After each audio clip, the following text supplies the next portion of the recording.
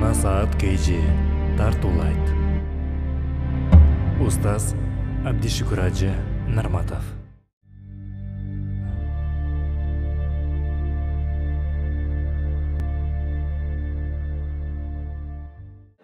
Дауд пайғамбар мындай дуа қылып жүр. Аллахумма рзуқни. Ей Аллахым рызық бергін. Қантып рызық бергін?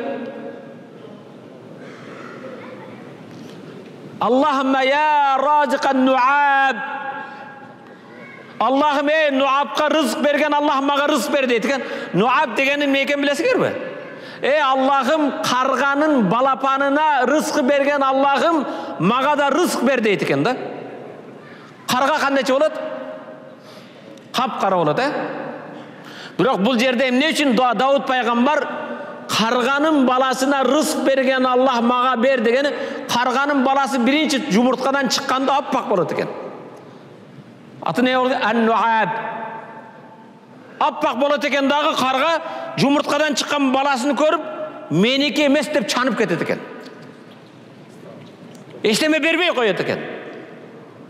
Ошо енесі таштап кеткен балапанға Аллах Таала чымындап келіп, оздатса чымындар озға кіріп, сонымен тамақтанады екен.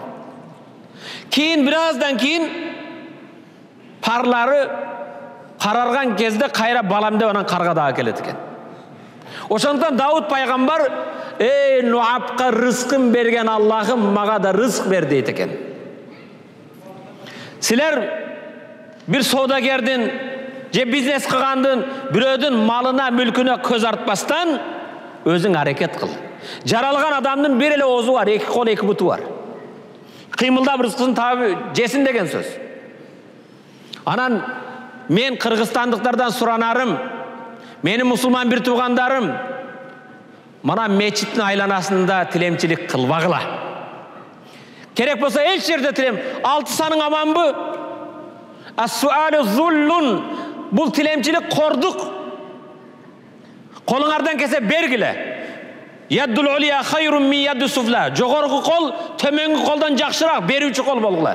Мұсылманның бір сипаты беруші болады. Аллазина юнфиқуна нафақа қылушы. Ва мимма разақнахум юнфиқун. Біз рызық қылып берген нәрселерді беруші дейді. Мұсылманның сипаты алушы емес, изілдеуші емес. Не екен?